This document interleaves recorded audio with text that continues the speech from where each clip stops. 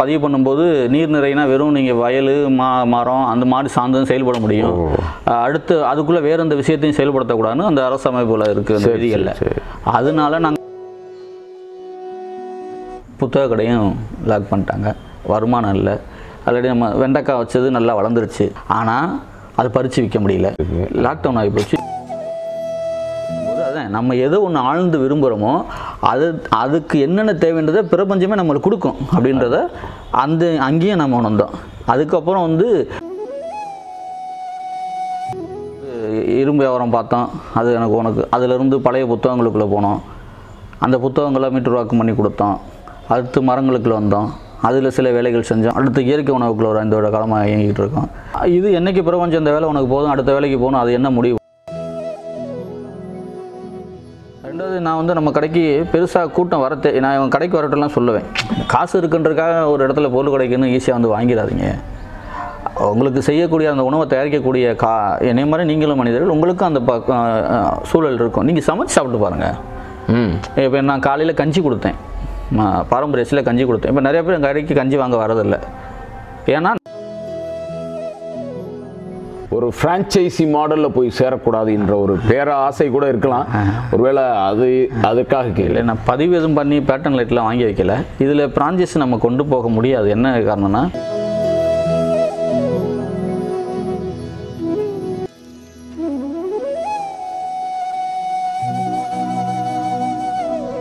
Trending Sivaganga நேயர்களுக்கு இனிய வணக்கம். பல வகையில் சிவகங்கையை நேசித்து கொண்டிருக்கக்கூடிய ஒரு அற்புதமான ஒரு ஆளுமை திரு முருகன் அவர்கள். வணக்கம். நான் ஒரு மரம் நடுன்னு வச்சுங்களேன். ஒரு வீடு கட்டியிருக்கேன், ஒரு நிலம் வச்சுருக்கேன், மரம் நடுனா அந்த மரம் நடும்போது எனக்கு என்ன அந்த மரத்தில் கிடைக்கும்னு நினச்சி நான் மரம் நடுவேன். ஏன்னா ஏன் நிலம் அப்படின்ற எண்ணம் எனக்குள்ளே இருக்குது.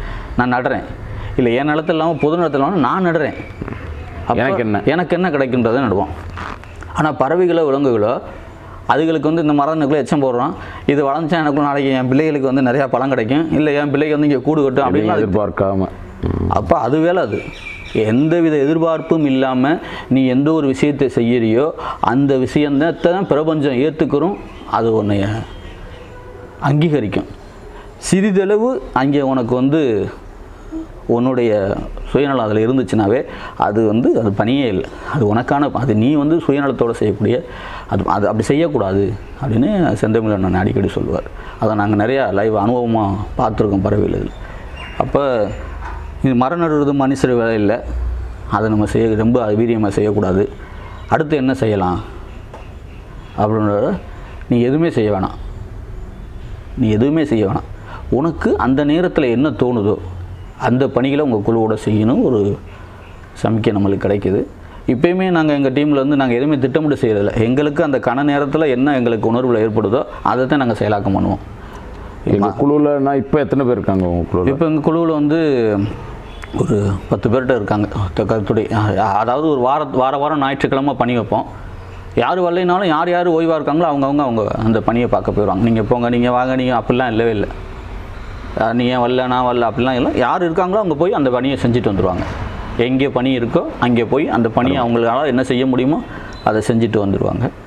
அப்படி தான் இயற்கைக்குள்ளே போனால் நிறைய அப்படி தான் பயணிச்சுக்கிட்டு இருக்கோம். நீங்கள் 2-3 அமைப்புகள் வச்சுருக்கிறீங்க இல்லையா? சோலை வனசீமை. ஆமாம். அதே மாதிரி நீர்நிறை. இல்லை, முதல்ல நீர்நிறைன்றது செந்தமிழனுடைய பேரை வச்சுருந்தோம். அதை நாங்கள் ஒரு அமைப்பாக பதிவு பண்ணும்போது அந்த பேரை பதிவு பண்ண முடியாதுன்னு சொல்லிட்டாங்க. அதற்கு பதிலாக தான் சோலை அவர் வச்சிருக்கனால பதிவு பண்ண முடியாதா? இல்லை, அது அந்த பதிவு பண்ணும்போது நீர் நிறைனா வெறும் நீங்கள் வயல் மரம் அந்த மாதிரி சார்ந்து செயல்பட முடியும். அடுத்து அதுக்குள்ளே வேறு எந்த விஷயத்தையும் செயல்படுத்தக்கூடாதுன்னு அந்த அரசு அமைப்பில் இருக்குது அந்த விதிகளில். அதனால நாங்கள் கல்வி உதவி பண்ணுறது, கிராமங்களுக்கு மேம்படுத்துகிற பணிகள், அங்கே உள்ள மக்களுக்கு உதவுறது, பாரம்பரிய விதைகளை கொடுக்கறது, இயற்கை வேலை, இப்படி ஏகப்பட்ட வேலைகள் செய்கிறதுனால அந்த பேர் எங்களுக்கு ஒத்து போகலனால அப்போ சிவகங்களுடைய பழைய பேரை எடுத்து வச்சுருவோம். சோலைவனசீமை என்றதை எடுத்து வச்சுருவோம் அப்படின்னு சொல்கிறதுனால சிவகங்களுடைய பழைய பேராக சோலைவனசீமை என்பது. ஆமாம், சோலைவனசீமைன்றது இருக்கிறதுனால சரி இந்த சோலைவனசீமையை வச்சுருவோம் அப்படின்னு சோலைவனசீமை அறக்கட்டளை. ஏன்னா நாங்கள் அந்த மாதிரி உருவாக்கணும் தானே ஒரு கனவுல இருக்கேன். அதனால் அந்த பேரையை வச்சுருவோம்னு அந்த நீர்நிறைன்ற பேரை மாற்றி அந்த சோலைவனசீமையாக அறக்கட்டளையாக பதிவு பண்ணணும். நம்ம பேசும்போது சொன்னது இரும்புக்கடை பழைய புத்தகத்திலேருந்து இன்னைக்கு இருக்கக்கூடிய இயற்கை உணவகம். அது எப்படி அந்த லைன்? இப்போ இது வரைக்கும் மரங்கள் மரங்கள் சார்ந்ததாக உங்களுடைய அந்த போக்கு இருக்கும் பொழுது எப்படி அங்கே இந்த உணவு அப்படின்றது எப்படி வந்தது? இதுவுமே நம்மளுக்கு வந்து ஒரு இதில் வர இயல்பாக அமைகிறது தான். உணவு எப்படி வந்துச்சுன்னா, கொரோனா காலகட்டத்துக்கிட்ட வந்து கொரோனா காலகட்டம் ஏற்படுறதுக்கு ஒரு 2 மாதத்துக்கு முன்னாடி என்ன பண்ணுறேன்னா, எனக்குள்ள ஒரு உணர்வு ஏற்படுது, ஏதாவது ஒரு நிலத்தை நீ தேர்ந்தெடுத்து அதை விவசாயம் செய்ய கற்றுக்க. நம்மளுக்கு சொந்த நிலம் இருக்குது கிராமத்தில், ஆனால் இங்கே வந்து தண்ணீர் வசதி இல்லை, மழை பெஞ்சாதான். எனக்கு பெருசாக விவசாயம் நம்ம 10 வருஷத்துக்கு அப்புறம் இந்த பஞ்சத்துக்கு அப்புறம் பெருசாக விவசாயத்துக்குள்ளே போய் நம்ம கற்றுக்கிற சூழலும் மழை பொழிவு சரியாக இல்லாதனால நம்ம விவசாயத்தை கற்றுக்கிறணும். தற்சார்பு வாழ்வியலுக்கு விவசாயம் ரொம்ப முக்கியம். உனக்கு தேவையான உணவை நீ உற்பத்தி பண்ண கற்றுக்கன்னு ஒரு உணர்வு வந்து புத்தகங்களை படிக்கிறனால அந்த உணர்வு நம்மளுக்கு மேலோங்கி நிற்கிது. அப்போ வந்து என்ன செய்யலாங்க, ஒக்கூர் பக்கத்தில் நம்மளுக்கு தெரிஞ்ச அக்கா ஒருத்தவங்களுடைய நிலம் ஒரு 3 ஏக்கரில் இருக்குது. ஆனால் பயன்பாடு இல்லாமல் கிடக்கு. அதுக்கு எல்லா வசதியுமே இருக்குது. தண்ணீர், அந்த அரசாங்க மின்சாரம், இது எல்லாமே இருக்குது. இலவச மின்சாரம் அந்த இதோட ஆமாம் கிணறு, அது எல்லாமே இருக்குது. ஆனால் பயன்படுத்த ஆள் இல்லாமல் இருக்குது. ஏன்னா அவங்க பயன்படுத்த முடியலை. அப்படின்றப்ப நாங்கள் போய் அந்த அக்காட்ட சொல்கிறோம், நம்மளுக்கு தெரிஞ்ச அக்கா, அவங்களும் இந்த சித்தாந்தத்தில் உள்ளவங்க. அவங்கள்ட்ட போய் சொன்னோன்னா தாராளமாக எடுத்து பயன்படுத்திங்க, உங்களுக்கு என்ன அந்த நிலத்தை செய்யணுமோ நான் செஞ்சு தரேன் அப்படின்னு சொல்லிட்டு அவங்களே அந்த கருவையெல்லாம் அப்புறப்படுத்தி வாகனங்களை வச்சு கிணறு வாகனங்களை வச்சு அப்புறப்படுத்தி கொடுக்குறாங்க. கொடுக்கும்போது நாங்கள் அங்கே நான் போயிட்டு என்ன பண்ணுறேன்னா, இந்த புத்தக கடை வச்சுருந்தேன். அப்போ புத்தக கடை வச்சுருந்தேன், மரக்கன்று நட்டுக்கிட்டு இருந்தோம். அந்த நேரத்தில் அந்த நிலத்தை எடுத்து அங்கே போயிட்டு உழுது வெண்டைக்காய், கத்திரிக்காய், கீரை இதுகள்லாம் வந்து பயிற்சி நோக்கத்தில் நம்ம 3 ஏக்கரில் 1 ஏக்கரை மட்டும் தேர்ந்தெடுத்து அதுக்குள்ளே இந்த வேளாண்மையெல்லாம் பண்ணி கற்றுக்கிட்டு இருக்கோம். அப்படியே காலங்கள் போகுது. திடீர்னு கொரோனா வந்துடுது. லாக்டவுன் போட்டுறாங்க. நம்மளுக்கு அப்போ வருமானம் புத்தக கடை தான், இரும்பு கடையும் புத்தக கடை தான். ரெண்டுமே லாக்டவுனால் இரும்பு கடையெல்லாம் திறக்கவே கூடாதுட்டாங்க, புத்தக கடையும் லாக் பண்ணிட்டாங்க. வருமானம் இல்லை. ஆல்ரெடி நம்ம வெண்டைக்காய் வச்சது நல்லா வளர்ந்துருச்சு, நல்லா எந்தவித கரைசலும் இதுவும் கொடுக்காம இயற்கையாக வளர்ந்துருச்சு. ஆனால் அது பறித்து விற்க முடியல. லாக்டவுன் ஆகி போக வேண்டியிருக்கு. லாக்டவுன் ஆகி போச்சு. வெளியே போய் பறித்து கொண்டு போய் கொடுக்க முடியல. என்ன ஆகுதுன்னா, அது வெண்டைக்காயில் ரொம்ப சென்சிட்டிவானது. ஆமாம், இன்றைக்கி நைட்டு நாளைக்கு காலைக்குள்ளே பிடிங்கிடணும். கொஞ்சம் அடுத்து மத்தியானம் போனால் அது முத்தி போயிடும். அப்போ முத்தி போயிடுதெல்லாம். முத்தி போனோன்னா எங்களுக்கு பிடுங்க மனசில்லை. சரி, அது உயிர்களை சாப்பிட்டு போட்டோம் அப்படின்னு அப்படியே விட்றோம். வருமானம் தடைப்பட்டு போயிடுது. வாடகை வீட்டில் இருக்கோம், என்ன பண்ணுறதுன்னு தெரில. அந்த தோட்டத்தில் உட்காந்துருக்கோம். அப்போ டீ குடிக்கணும், மணி ஒரு 3 ஆச்சு. டீ குடிக்கணும். உண்மையாக சொல்லணும்னா கையில் காசு இல்லை, ஆனால் டீ குடிக்கிற உணர்வு மேலே வாங்கியிருக்கு. அப்போ அந்த தோட்டத்து வேலி ஓரத்தில் ஆவாரம்பு பூத்துருக்கு. கையில் நாட்டு சக்கரில் சீனி தான் இருக்குது. உண்மை சீனி இருக்குது, அந்த டீ குடிக்கணும் அப்படின்னு. அப்போ நான் என்ன சொல்லேன், தம்பி என் மையனை கூப்பிட்டுக்கிட்டு, என் பசங்களையும் உள்ளே வச்சு மையனை கூப்பிட்டுக்கிட்டு, வாடா தம்பி அந்த ஆவாரம்பை பிடிங்கிட்டு வரணும். போய் அந்த ஆவாரம்பை பிடிங்கிட்டு வந்து தண்ணியில் போட்டு கொதிக்க வச்சு சீனியை போட்டு குடித்தோன்னா அது ஒரு சுவையாக இருந்தது. ஆவாரம்பூ டீ அப்படின்னு நிறையா கேள்விப்பட்டிருக்கோம். ஆல்ரெடி சில நிகழ்வுகளுக்கெல்லாம் போயில குடிச்சிருக்கோம். அப்போ குடிக்கும்போது குடிச்சிட்டே இருக்கோம். 2 நாளாக 3ஆம் நாள் எனக்குள்ளே சிந்தனை, இதை ஏன் நம்ம மக்களுக்கு கொடுக்கக்கூடாது? இந்த கொரோனா அந்த இது அப்படின்னு பேசிக்கிட்டே இருக்காங்களே, அப்போ இது ஏன் அந்த மக்கள் மாற்றக்கூடாது, ஏன் மக்களுக்கு கொடுக்கக்கூடாது? நம்மளுக்கு வருமானம் இல்லை அப்படின்ட்டு பேசும்போது நம்மளுக்கு இந்த சித்த மருத்துவர்கள் நிறையா பழக்கம், நம்ம அதை சார்ந்து இருக்கோன்றனால பழக்கம். அப்போ அவங்ககிட்ட கேட்கும்போது அவங்க சொன்னாங்க, நீ இதை மட்டும் கொடுக்காத, ஆவாரம்பூ மட்டும் கொடுக்காத, மூலிகை தேநீர் வகைகள் நிறையா இருக்குது அப்படின்னு சொல்லும்போது, அதான் நம்ம எதோ ஒன்று ஆழ்ந்து விரும்புகிறோமோ அதுக்கு என்னென்ன தேவைன்றதை பிரபஞ்சமே நம்மளுக்கு கொடுக்கும் அப்படின்றத அங்கேயும் நம்ம உணர்ந்தோம். அதுக்கப்புறம் வந்து செந்தமிழன்லேருந்து ஏகப்பட்ட பேர்ட்டு வந்து ஏகப்பட்ட தகவல்கள் மூலிகை தேநீர் குறித்து அந்த வருது. நம்ம பாரம்பரியத்தில் எப்படி இருந்தாங்க என்ன இருந்தாலும் தகவல் வந்து கொட்டுது. அப்போ அதெல்லாம் நம்ம செயலாக்க எனக்குள்ளே நான் செஞ்சு நான் சாப்பிட்டு பார்க்குறேன், பண்ணி பார்க்குறேன். ஒரு வாரம் டாயம். சரி, இன்றைக்கு மேலே நம்மளால் பொருளாதாரம் நின்று போச்சு, தாக்கு பிடிக்க முடியாது, வீட்டு வாடகை கொடுக்கணும், அவங்களும் ஒத்துக்கிற மாட்டாங்க, வாடகை கொடுத்தா அவனை லாக்டவுன்னா எங்களுக்கு வந்து நாங்கள் வந்து மாதம் இது கட்டுறோம், அதெல்லாம் எங்களுக்கு கவர்மெண்ட் இல்லை அதெல்லாம் இல்லைன்னு சொல்லி அவங்க இது பண்ணுறால. சரி, இன்னும் பழைய புத்தகங்கள் என்ன பண்ணுறேன், சும்மா ஒரு டேபிள் கிடந்தது. அந்த டேபிள் கடையில் வீட்டில் ஒரு இன்ட்ரெஸ்ட் ஸ்டவ் வச்சுருந்தேன். வீட்டில் இருக்க பாத்திரங்கள் எடுத்துகிட்டு போய் நான் போயிட்டு அதுக்கு முன்னாடி நான் அந்த நத்தச்சோரி இந்த நிறைய மூலிகைலாம் நம்ம நிலத்தில் கிடக்கல. எனக்கு மூலிகைகள் நிறையா அடையாளம் தெரியுன்றதுனால அது ரொம்ப எளிமையாக இருந்தது. அந்த மூலிகைலாம் எடுத்துகிட்டு வந்து நம்ம சாப்பிட்டு பாட்டு இது இன்னதுக்கான ஒரு மூலிகை தேநீரகம் காலவாசலில் மூலிகை தேநீரகம் தான் திறக்கிறோம். அங்கே முளைக்கட்டின பயிர் ஒரு 6 வகையான மூலிகை, ஆடாதோட, நத்தச்சுரி காப்பி, ஆவாரம்பூட்டி, திப்பிலி, இப்படி ஒரு 6 வகையான துளசி, இப்படி ஒரு 6 வகையான தேநீரை வச்சு உட்காரோம். அப்போ வந்து நம்மளுக்கு இந்த ஊடக நண்பர்கள் நிறையா பழக்கம். இந்த சொன்னீங்க இல்லையா, அந்த புத்தகங்கள் கொரோனா நேரத்தில் கொடுத்தோம். அதுக்கு முன்னாடி அந்த இந்த லிங்க்கில் நிறைய நண்பர்கள் வருது. அவங்க வந்து நம்மளுடைய இதை வந்து கொஞ்சம் எடுத்து கொடுக்குறாங்க, வெளியே செய்தியை பரப்புகிறாங்க. பரப்புனோன்னா நம்மளுடைய அந்த மருந்தும் வந்து வேலை செய்யுது கொடுக்குறது. இப்போ நீங்கள் ஒரு காய்ச்சல்னு வரைய ஒரு ஆடாதோடைய போட்டு கொடுத்தோன்னா அந்த காய்ச்சல் குறையிறதுன்றது அவங்க குடிச்சிட்டு வந்து சொல்கிறாங்க. ஒரு மலச்சிக்கல் கொடுக்குறோம், மலச்சிக்கல் குறையுது தம்பி, நீங்கள் அதே கொடுங்கன்னு கேட்கும்போது அது அப்படியே போகுது. அப்படியே கொஞ்சம் கொஞ்சமாக ஒன்று ஒன்றா சேர்க்குறோம். அப்போ நீங்கள் இப்போ வரீங்க சாப்பிட்றேன் தம்பி, இது இன்னும் கொஞ்சம் விரிவாக செய்யுங்கன்னு என் மேலே இருக்கிற ஒரு நலனில் நீங்கள் எனக்கான அறிவுரைகளை, ஏன்னா என்னை தேடி வரவங்க நல்லவர்கள் தான், பொதுவாக இருக்கிறவங்க தான். அதாவது சுயநலமாக சாங்காமல் எல்லோரும் நல்லா இருக்கணும்னு, சுற்றி இருக்கணும், நல்லா இருக்குன்னு நினைக்கக்கூடிய நட்புகள் எனக்கு அதிகமாக இருக்காங்க. அவங்க வந்து என்கிட்ட தகவல் சொல்லும்போது அந்த தகவல் எல்லாம் நல்ல தகவலாம் எடுத்துக்கிட்டு சரி அடுத்த கட்டத்துக்கு மக்களுக்கு தேவைப்படுது, அடுத்த கட்டத்துக்கு எடுத்துகிட்டு போகலான்னு அப்படியே கொஞ்சம் கொஞ்சமாக விரிவடைஞ்சுதேன். இன்றைக்கி இந்த உணவகம் ஒரு இதுக்கு நான் இந்த வித பயிற்சியும் எடுத்துக்கல, இதுக்குன்னு போய் பெருசாக நான் மெனக்கடலை, எதுவுமே பெருசாக நான் மெனக்கட்டுக்கல. இயல்பாக நான் ஆழ்ந்து விரும்பக்கூடிய விஷயம் இயல்பாக எனக்கு அமையுது, அது இயல்பாக நான் மக்களுக்கு கொடுக்குறேன், அவ்வளோதான். ரொம்ப அழகாக சொன்னீங்க. எதை நாம் ஆழ்ந்து விரும்புகிறோமோ அதை பிரபஞ்சம் நமக்கு திருப்பி கொடுத்துடுது அப்படின்னு சொல்லிட்டு. இப்போ பழைய இரும்பு கடையும் பழைய புத்தக கடையும் இப்போ இருக்கா எப்படி? பழைய இரும்பு கடையும் இருக்குது, புத்தக கடை மட்டும் இப்போதைக்கு தற்காலிகமாக எடுத்திருக்கேன். என்னென்னா புத்தகங்கள் கொரோனாவுக்கு அப்புறம் அந்த சந்தை நிலவரம் மாறிடுச்சு. அது நம்மளுக்கு புத்தகங்கள் கிடைக்கல, பெருசாக கிடைக்கல. ஆனாலும் இப்போ இருக்கக்கூடிய உணவகத்துலேயும் புத்தகங்கள் வச்சுருக்கேன், அதை விடலை. இன்னும் புத்தகங்கள் வச்சுருக்கேன். கொஞ்சம் கொஞ்சமாக பெருசு அளவில் பண்ணாலும் மக்களுக்கு என்ன இந்த சூழலுக்கு தேவையோ, சூழலியல் சார்ந்த புத்தகம், மருத்துவம் சார்ந்த புத்தகம், அரசியல் சார்ந்த புத்தகம், இந்த மாதிரி புத்தகங்களை கடையில் வச்சு வாசிக்கிறதுனாலும் இங்கே அமர்ந்து வாசிக்கலாம், உணவு அணுந்திக்கிட்டு. அதையே விற்பனைக்குனாலும் நீங்கள் விலை கொடுத்து வாங்கிக்கலாம் அப்படின்ற ஒரு இதில் வாங்கி வச்சுருக்கேன். அருமை. முதல்ல வந்து காலவாசலில் ஒரு மூலிகை தேநீரகம் தான் அது. அப்புறமேட்டு அது அப்படியே கொஞ்சம் கொஞ்சமாக பெருகி நம்மளுடைய காந்தி வீதியில் ஒரு சிறிய அளவிலான ஒரு உணவகமாக வந்தது.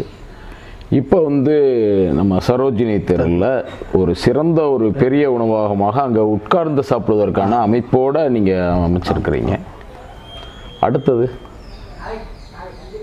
அடுத்தது பிரபஞ்சம் என்ன முடிவு பண்ணுதோ, அது என்ன உணர்வு தோணுதோ, அதான் திட்டமிடல் எதுவும் இல்லை, இயல்பாக அடுத்து என்னன்னு தோணுதோ. இப்போ இது இரும்பு வியாபாரம் பார்த்தோம், அது உனக்கு அதிலிருந்து பழைய புத்தகங்களுக்குள்ளே போனோம், அந்த புத்தகங்களை மீட்டுருவாக்கம் பண்ணி கொடுத்தோம். அடுத்து மரங்களுக்குள்ளே வந்தோம், அதில் சில வேலைகள் செஞ்சோம். இங்கே சிவகங்கைக்குள்ளே நிறையா மக்களுக்கு அதை பற்றின தகவல்களை கொடுத்தோம், நிலம் சார்ந்த மரம் என்ற சில விஷயங்களை கொடுத்தோம். அடுத்து இயற்கை உணவுக்குள்ள ஒரு 5 வருட காலமாக இயங்கிட்டு இருக்கோம். இது இன்றைக்கி நிறையா பேர் அந்த இயற்கை உணவுக்கு அந்த சாப்பாட்டு முறையை மாற்றியிருக்கோம். இது என்றைக்கு பிரபஞ்சம் இந்த வேலை உனக்கு போதும், அடுத்த வேலைக்கு போகணும், அது என்ன முடிவு போனதோ அதை தூக்கி போட்டு அதுக்கு போயிட வேண்டியது. இந்த இயற்கை உணவகம் அப்படின்னு சொல்லும்போது நான் இப்போ சமீபத்தில் சிவகாசி போயிருந்தேன்.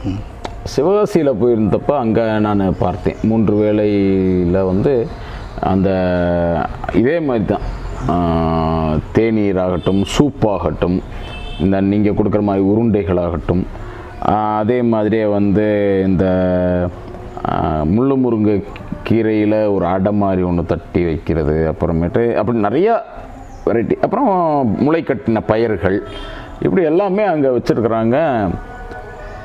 ஒரு பெரும் கூட்டம் அங்கே நிற்கிது. எனக்கு கனவே உண்டுன்னு வச்சுக்கோங்களேன், அந்த மாதிரி ஒரு கூட்டம் முருகன் கடையில் ஏன் நிற்கலை அப்படின்னு எனக்கு ஒரு எண்ணமும் உண்டு.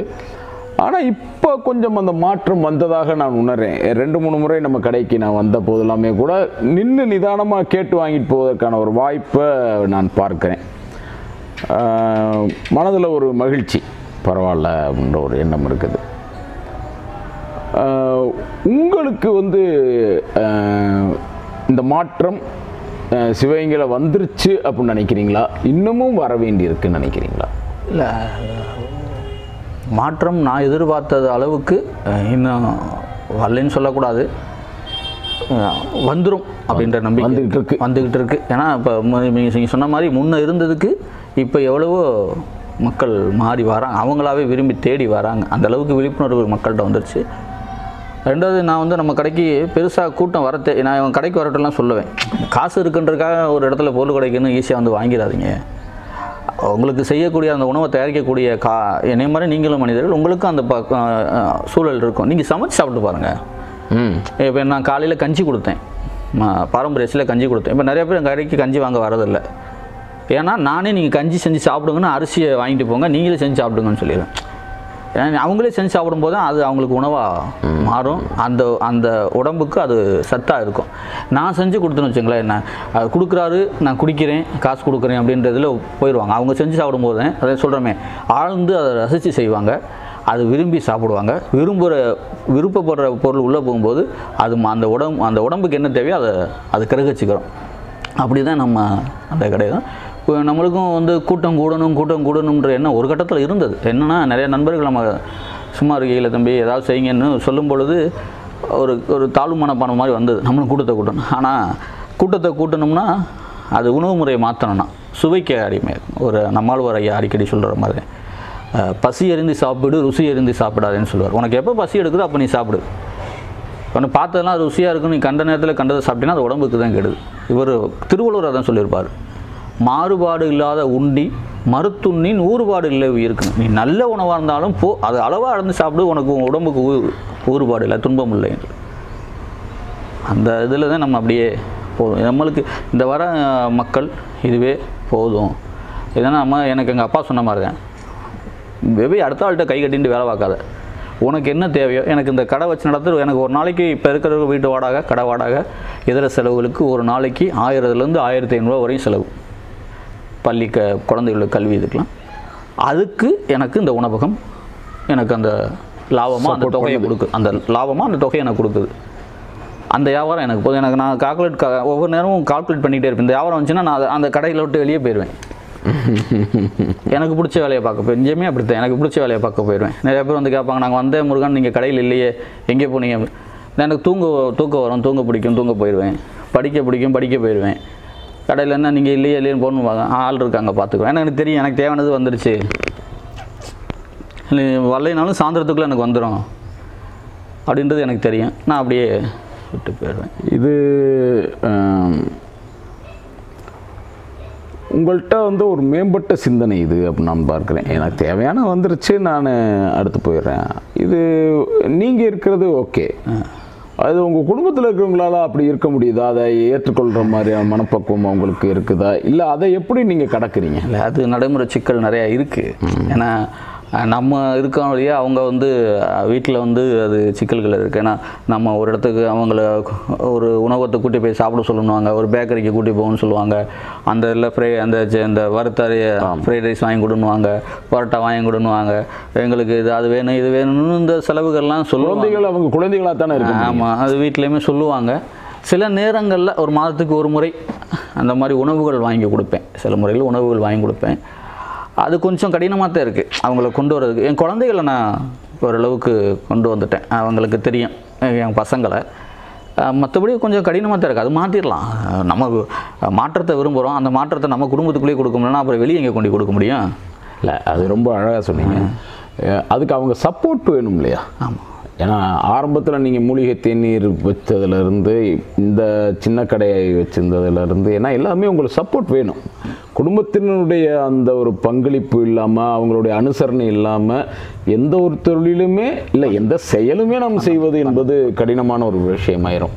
அப்போ அதில் வந்து அவங்களுடைய பங்களிப்பு எப்படி? இல்லை, ஏன்னா நான் வந்து என்னுடைய இந்த செயல்பாட்டில் பங்களிப்பு 20%, என்னுடைய மனைவி 80%. அவங்க இல்லாமல் இது சாத்தியமே இல்லை. அதைத்தான் நான் கேட்கணும். அவங்க இல்லாமல் இது முழுக்க சாத்தியமே இல்லை. அவங்க தான் முழுக்க. ஏன்னா அவங்க இதுக்குள்ளே விரும்பி செய்ய ஆரம்பிச்சிட்டாங்க. இப்போ ரசித்து அதை செய்யணும்னு அவங்கள விருப்பப்பட்டு ரொம்ப விரும்பி செய்கிறாங்க. அதே மாதிரி என் தங்கச்சியும், என் உடம்புற தங்கச்சியும் அவங்களுக்குன்னு அந்த காந்தி விதியில் அவங்களும் அதே மாதிரி உணவுகளை தயாரித்து அவங்களும் விரும்பி அதை அவங்களும் செய்கிறாங்க. என் தம்பியும் எனக்கு ஒரு குடும்பத்தாளர்கள் இப்போ வந்து அதை எனக்கு முழு ஒத்துழைப்பாக இருக்காங்க. இப்போ இந்த முருகன் இயற்கை உணவகம் அப்படின்றத நீங்கள் வந்து ரிஜிஸ்டர் பண்ணி பேட்டன் ரைட் மாதிரி எதுவும் வாங்கியிருக்கீங்களா? இல்லை, அதில் நான் எதற்காக கேட்குறேன்னு கேட்டிங்கன்னா, ஒருவேளை அடுத்த கட்டம் என்பது ஏன்னா இப்போ நீங்கள் வச்சுருந்த கடை இப்போ உங்கள் தங்கை இருக்கிறாங்க, இப்போ உங்கள் தம்பி வந்து இதை செய்ய ஆரம்பிச்சிருக்காங்கன்னா ஏன் இது வந்து இன்னும் பலருக்கும் ஒரு ஃப்ரான்ச்சைசி மாடலில் போய் சேரக்கூடாது என்ற ஒரு பேர ஆசை கூட இருக்கலாம். ஒருவேளை அதுக்காக இல்லை, நான் பதிவு எதுவும் பண்ணி பேட்டர்ன் லைட்லாம் வாங்கி வைக்கல. இதில் ஃப்ரான்ச்சைஸி நம்ம கொண்டு போக முடியாது. என்ன காரணம்னா, இப்போ நான் இங்கே ஒரு கொலக்கட்டை ரெடி பண்ணுறேன், ஒரு இடியாப்பம் அதில் பாரம்பரிய ரெடி பண்ணுறேன்னா, இப்போ காலையில் அந்த உணவுக்கான ப்ராசஸ் பண்ணுறேன் அப்படின்னா அடுத்து ஒரு 3 மணி நேரத்துக்குள்ளே அதை நீங்கள் சாப்பிட்றணும், இல்லைன்னா அது கெட்டு போயிடும். நான் ஃப்ரான்ச்சைஸ் கொடுக்குறேன் அப்படின்னா நான் அது வந்து அந்த மாவு கெடாமல் இருக்கிறதுக்கு நான் அதில் ஏதாவது சேர்த்து ஆகணும். அது அப்படி செஞ்சால் தான் நான் அது ஃப்ரான்ச்சைஸ் கொண்டு போக முடியும். ஆனால் அப்படி பண்ணதுக்கு நம்மளுக்கு அது செய்யாமல் இருந்துடலாம். அது நாம் இல்லை அப்படின்றால நான் ஃப்ரான்ச்சைஸ்லாம் நம்ம வாய்ப்பு நம்மகிட்ட வந்து கற்றுக்கிட்டு, இப்போ ஒருத்தவங்க நான் அந்த தொழில் பண்ண விரும்புகிறேன் அப்படின்னா நம்ம எப்படி கற்றுக்கிட்டோமோ அது மாதிரி விரும்பி வந்து கற்றுக்கிட்டு அவங்க போய் இங்கே வச்சு அவங்க தொழில் நடத்து. அப்போ அடுத்த என்னுடைய கேள்வி, அப்போ விரும்பி கற்றுக்கிறது தயாராக இருக்கிறாங்கன்னா ஒரு ட்ரைனிங் இன்ஸ்டியூட் மாதிரி அதுவும் நீங்கள் வச்சு அவங்களுக்கு சொல்லித் தருவதற்கு மாதிரியான அடுத்த நிலைக்கு போகிறதுக்கு தயாராக இருக்கீங்களா? இல்லை அது பற்றின உங்களுக்கு? இல்லை, நீங்கள் உண்மைதான். அது என்னென்னா இப்போ சில நாட்களாக அந்த சிந்தனைகள் தான் ரொம்ப மேலோங்கி நிற்கிது. அருமை. என்னென்னா அடுத்த ஒரு ஏதாவது இதுக்கான ஒரு வகுப்பு ஒன்று ஏற்பாடு பண்ணி நீங்கள் அதை சொல்லி ஒவ்வொரு நாள் இப்போ முதல்ல மூலிகை தேநீர் வகைகளை சொல்லுவோம். அடுத்து உணவுகளை பற்றி ஒரு நீங்கள் சொன்ன மாதிரி அந்த ஒரு கட்டமைப்பை உருவாக்குன்ற சிந்தனை இப்போ சில நாட்களாகவே அது எனக்குள்ளே தோணிக்கிட்டே இருக்குது. ஒரு அடுத்த பண்ணி அதாக கூட இருக்கலாம், அந்த பயிற்சியில் கூட இருக்கலாம். ஆனால் என்னென்னா இன்றைக்கி வந்து பெரும்பான்மையாக அந்த உணவகம் நடத்த பொதுவாக எல்லாரையும் சொல்ல, ஒரு சிலர் வந்து இது பெரிய ஒரு வணிகமாக இதுவே மாற்றுறாங்க. இப்போ நான் பயிற்சி கொடுக்குறேன் அப்படின்னா இப்போ இலவசமாக எதுவும் கொடுக்கக்கூடாது.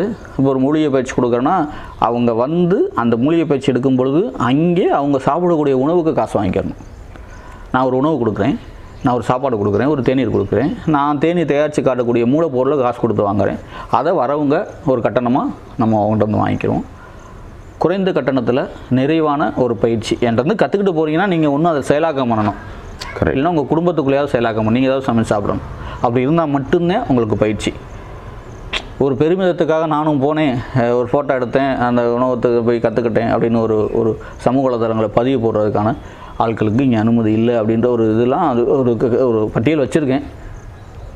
காலப்போக்கில் அது நடந்தால் ரொம்ப எனக்கு மகிழ்வாக இருக்கும். அப்புறம் நீங்கள் பேசிகிட்டு இருக்கும்போது ஒரு விஷயம் பற்றி சொன்னீங்க, பாரம்பரிய அரிசி அந்த கஞ்சி அதெல்லாம் அதில் தயார் பண்ணோம், இப்போ அவங்களே தயார் பண்ணிக்கிறதுக்கு பண்ணிகிட்ருக்குறாங்க அப்படின்னு சொல்லிட்டு எனக்கு அதில் ஒரு கேள்வி வந்தது. எனக்கு தெரிஞ்ச பச்சரிசி தெரியும், புழுங்கரிசி தெரியும், அது என்ன பாரம்பரிய அரிசி அப்படின்றது என்னது? இல்லை, நம்ம பரப்பில் லட்சக்கணக்கான அரிசிகள் அந்த விதைகள் இருக்கிறதா நம்மாழ்வாரையா, நெல் ஜெயராமனையா, இப்படி பல பேர் வந்து அதை நெல்லுகளை சொல்லியிருக்காங்க, பட்டியலிட்டிருக்காங்க. பழைய புத்தகங்கள் எல்லாம் அதுக்கான விடயங்கள் இருக்குது. ஒவ்வொரு வட்டாரத்துக்கும் அதான் சொன்னேன், ஒவ்வொரு வட்டாரத்துக்கும் ஒவ்வொரு நிலத்துக்கும் ஒவ்வொரு மண்ணுக்கும் தகுந்த மாதிரி நம்ம மரபில் நம்ம ஆளுகள் வந்து பயிர்களை நெல்களை பயிரிட்டு உணவு கொண்டிருக்காங்க. இப்போ நம்ம ராமநாதபுரம் ஒருங்கிணைந்த பழைய ராமநாதபுரத்துக்கு வந்து இங்கே வந்து போர் வீரர்கள் களத்தில் அதிகமாக வேலை செய்யக்கூடியவங்க இங்கே அதிகம். அவங்களுக்குலாம் வந்து எலும்பும் தசையும் வலுவாக இருக்கணும். இந்த மண்ணுக்குள்ளவங்களுக்கு பாறை நிறைஞ்சில பூமியில் பொதுவாக இருக்கிறவங்களுக்கு வந்து எலும்பும் தசையும் தான் வலுவாக இருக்கும். அப்போ இங்கே என்ன நம்ம வட்டாரத்துக்கு என்ன கேட்குறாங்கன்னா, ரெண்டாவது வந்து இது வந்து பெரிய பெரிய நீர்நிலைகளை நம்பி இல்லாமல் பானத்தை நம்பி இருக்கிறவங்க அப்படின்றப்ப குறுகிய கால பயிருக்கெலாம் இங்கே நெல்லை பண்ணியிருக்காங்க. கல்லுண்டை செம்பான்னு ஒரு பாரம்பரிய நெல் அரிசி, அது வந்து எலும்பு தசைகளை வந்து வலுப்படுத்தக்கூடியது. எப்படி இந்த கருப்பு கவுனி அரிசியை வந்து மன்னர்கள் தான் சாப்பிட்றாங்க, வேறு யாரும் சாப்பிடக்கூடாது அப்படின்னு ஒரு இது இருக்கோ, அதே மாதிரி கல்லுண்டை சம்பா அரிசியை வந்து அந்த காலத்தில் போர் வீரர்கள் மட்டுமே சாப்பிடக்கூடிய உணவு. விவசாயிகள் விளைவிச்சு கொண்டாந்து அவங்கள்ட்ட கொடுத்துடணும், அதுக்கு பதிலாக அவங்க கொடுக்குற இதை வாங்கிட்டு போகணுன்ற முறையெல்லாம் இருந்திருக்கு. அது எதுக்கு அப்படின்னா எலும்புகளையும் தசைகளையும் வலுவாக்கக்கூடிய ஒரு அரிசி. அதே மாதிரி 60ஆம் குருவை அப்படின்னு ஒரு அரிசி, அது 60 நாள்லேருந்து 70 நாளுக்குள்ளே விளையக்கூடிய ஒரு குறுகிய கலவை. அதில் என்ன இருக்குன்னா, அதில் இந்த கால்சியம், புரதம், சத்து, அதையும் எலும்புக்கும் தசைக்கும் வலுவாக்கக்கூடியது. அதே மாதிரி தில்லை நாயகம் ஒன்று இருக்குது. இந்த வைய விவசாய குழுவில் நம்ம தொடர் சேதுபதினு இப்போ சமீபத்தில் அவங்க நிறையா நெல் ரகங்களை மீட்டெடுத்துக்கிட்டு இருக்காங்க. தில்லை நாயகம்னு ஒன்று இருக்குது, தூய மல்லின்னு ஒன்று இருக்குது, பூங்கார்னு ஒன்று இருக்குது, கருங்குருவைன்னு ஒன்று இருக்குது. இதெல்லாம் நம்ம வட்டாரத்துக்கான. இப்படி ஒவ்வொரு வட்டாரத்துக்கும் நெல் வகைகள் இருக்குது. 50, 60 கணக்கில் 100 கணக்கில் இருக்குது. அப்போ அப்படி பண்ணும்போது ஒட்டுமொத்த தமிழ்நாட்டுக்கான பாரம்பரிய நெல் ரகங்கள் அப்படின்னு பார்த்தோம்னா அது லட்சக்கணக்கில் போகும். ஆனால் இன்றைக்கி என்ன நிலைமை அப்படின்னா, அந்த என்னைக்கு வந்து பசுமை புரட்சின்னு ஒன்று வந்ததோ, அதாவது நிலத்தை நம்பி வாழாமல் பயிரை நம்பி வாழக்கூடிய சூழல் என்றைக்கு உருவாச்சோ அன்றைக்கி வந்து இந்த இதெல்லாம் நம்ம கைவிட்டு போயிட்டு பேராசைன்னு கூட சொல்லலாம், மனிதனோட பேராசை. என்னைக்கு என்னைக்கு வந்து வேளாண்மை வணிகமாச்சோ அன்றைக்கே இது எல்லாமே நம்மகிட்ட இருந்து போயிடுச்சு. ஒரு நிறுவனம் தயாரித்து கொடுக்கக்கூடிய விதைகளை வாங்கி, அந்த நிறுவனம் தயாரிக்கக்கூடிய மருந்துகளை வாங்கி அதை பயன்படுத்தக்கூடிய சூழல் வந்ததுனால இன்றைக்கி வந்து நம்மளுக்கு தெரிஞ்சது பொன்னி அந்த அந்த அரிசிகளை தான் வாங்கி சாப்பிட்றோம். நம்மள்ட்ட இழந்து போன நிறைய பாரம்பரிய ரகங்களை அரிசிகள் ஏகப்பட்டது இருக்குது. அதில் வந்து நம்ம வந்து இப்போ நம்ம கூட இயற்கை விவசாயம் தான் பண்ணுறோம். நான் போன டைம் வந்து என்னுடைய வேளாண்மையில் வயலில் மிளகிச்சம்பா போட்டிருந்தோம், பூங்கார் போட்டிருந்தோம், தூயமல்லி போட்டிருந்தோம். இந்த வருடம் இதில் வந்து அதே மிளகிச்சம்பா, கருங்குருவை, 60ஆம் குருவை இந்த வருடம் போடுறதுக்கான திட்டமிடல் போய்கிட்டு இருக்குது. இந்த மாதிரி இருக்கக்கூடிய நெல்களை தான் நம்ம நேரடியாக விவசாயிகள்ட்ட வந்து வாங்கிட்டு வந்து அதை இது யார் உங்களுக்கு அந்த விதை நெல் தர்றது? யார்கிட்ட இதெல்லாம் பாதுகாத்து வச்சுருக்கிறாங்க? யார்கிட்ட இருக்குது? இது ஏகப்பட்ட தமிழ்நாடு அளவில் அந்த இயற்கை விவசாயம் பண்ணக்கூடிய அமைப்புகள் நிறைய இருக்காங்க. இப்போ நம்ம சிவகங்கை வட்டாரத்தில் வந்து வையை விவசாய குழுன்னு திருப்பதிக்கிட்ட இருக்காங்க. தோழர் பாஸ்கர சேதுபதினு சொல்லிட்டு, கருணாகர சேதுபதி மன்னிக்கணும், கருணாகர சேதுபதினு ஒருத்தர் வந்து அவர் நம்மாளர் ஐயா கூட பயணித்தவர். அவர் ஒரு வழக்கறிஞர். அவர் ஆனால் இந்த பணி எப்போ கூட நான் 3ஆம் ஆண்டு விதை திருவிழா கேள்வியில் நடத்த போகிறாங்க. அங்கே வந்து எல்லா வகையான விதைகளும் அவங்க சேமித்து வச்சு விவசாயிகளுக்கு அந்த விதை நெல்லை கொடுத்து அதை இனப்பெருக்கம் செய்வதற்கு இலவசமாக கொடுத்து அதை வந்து அவங்க விளைவிச்சு இலவசமாக அது கொடுத்து அடுத்த விட என்ன பண்ணால் நான் ஒரு மூடை நெல் விதை நெல் வாங்குறேன்னா நான் அதை என் வயலில் போட்டு எடுத்து 2 மூடை நெல்லாக திருப்பி கொடுக்கணும். நான் அடுத்த வருஷம் இதில் அடுத்த இன்னத்து கொடுக்குறக்க அந்த மாதிரி அவங்க. அப்போ இலவசம் இல்லை, அதாவது இன்னைக்கு நான் கொடுத்துருக்கேன், பின்னாடி நீங்கள் தருங்க, அவ்வளோ அந்த இதை கொடுத்து அதை பண்ணிக்கிட்டு இருக்காங்க. அவங்ககிட்ட இருந்து அந்த மாதிரி நிறையா தமிழ்நாடு அளவில் நிறைய குழுக்கள் இருக்காங்க. அந்த குழுக்கெல்லாம் இது முன்னாடி காய்கறி விதைகள் இருந்து எல்லா வகையான விதைகளையும் சேகரித்து கொடுத்துக்கிட்டு இருக்காங்க. அவங்ககிட்ட இருந்து தான் நம்ம வாங்கி கொடுக்குறோம், நம்மளும் வாங்கிக்கிறோம். ரொம்ப அருமையாக உங்களுடைய இந்த இயற்கை சூழல் சார்ந்த, இயற்கை சார்ந்த, மனிதம் சார்ந்த பல விஷயங்களை இன்றைக்கி எங்களோட நீங்கள் பகிர்ந்துக்கிட்டீங்க. இது போக நீங்கள் இன்னும் ஒரு எதிர்பார்ப்பு எனக்கு இருக்குது அப்படின்னு ஏதாவது ஒன்று இருந்தால், நிறைவான கேள்வி அதை வச்சுக்கலாம். இல்லை, எனக்கு ஒரு எதிர்பார்ப்பு இருக்குது, இல்லை ஒரு ஆசை இருக்குது அப்படின்னா நீங்கள் எதை சொல்லுவீங்க? இல்லை, என்னுடைய தனிப்பட்ட இதுலையா இல்லை பொதுவானதாக? நான் எப்படி வேணாலும் இருக்கலாம், ரெண்டுலேயுமே இருக்குது. எனக்கு தனிப்பட்டதுன்னா வந்து என்னுடைய இப்போதைக்கு சமீப கால கனவு வந்து ஒரு ஏக்கர் நிலம் வாங்கணும், அது நடுவில் ஒரு வீடு கட்டணும், சுற்றிலையும் வந்து நான் காய்கறி விளைவிக்கிறதுக்கு கொஞ்சம் இடம், நெல் போடுறதுக்கு கொஞ்சம் இடம், ஆடு மாடுகள் கோழி எல்லாம் எனக்கு தேவையானதை நான் அந்த நிலத்துக்குள்ளே எடுத்துக்கிறணும். இப்போ நான் போய்கிட்டு இருக்க அந்த பயணம் பாரதி சொன்ன மாதிரி காணி நிலம் வேண்டும், பராசக்தி அதே பண்ணணும். இந்த அடுத்து வந்து இனி வரும் காலங்கள் வந்து பயமுத்திற்காக சொல்லலை, சூழலியல் சீர்கேடு பருவ மாற்றங்களை வச்சு சொல்கிறோம், அடிப்படையாக வச்சு சொல்கிறோம். இனி வரும் காலங்கள் மனிதனத்துக்கு வெறும் மிகப்பெரிய போராட்ட காலங்களாக இருக்கும். வலுவுள்ளவன் தப்பிச்சு பழப்பான், வலுவில்லாதவர்கள் அப்படின்றதுனால என்னுடைய குழந்தைகளுக்கு, ஏன்னா நம்ம வந்து அடுத்தவங்கள்ட்ட போய் சொல்லி செய்யணும்னா அது மாற்றத்தை எனக்கு நான் கொண்டு வந்திருக்கணும். அப்போ தான் நான் சொல்கிறத விட நீங்கள் நேரையே பார்த்தா தான் நீங்கள் மாறுவீங்க. அப்போ நான் என்னுடைய குழந்தைகளுக்கு அந்த வாழ்வியலை கற்றுக் கொடுக்கறதுக்கான ஒரு இடத்த நான் முதல்ல தேர்ந்தெடுக்கணும், அந்த சூழலை உருவாக்கணும். நான் மட்டும் இல்லை, என்னுடைய இணைந்து பயணிக்கிற இந்த ஒத்தக்க நண்பர்கள் எல்லாருடைய சிந்தனையும் அப்படித்தான் இருக்குது. எங்கள் எல்லாருடைய சிந்தனையும் அதற்கான ஆசை ஒன்று இருக்குது. அப்புறம் ரெண்டாவது பொதுவாக உள்ள ஆசை, சிவகங்கையை மறுபடியும் சோழவனட்சுமியாக மாற்றிடணும். ரொம்ப அருமையாக கிட்டத்தட்ட இப்போ ஒரு மணி நேரம் நம்ம உங்களுடைய பொன்னான நேரம் எங்களுக்காக செலவழிச்சிருக்கிறீங்க.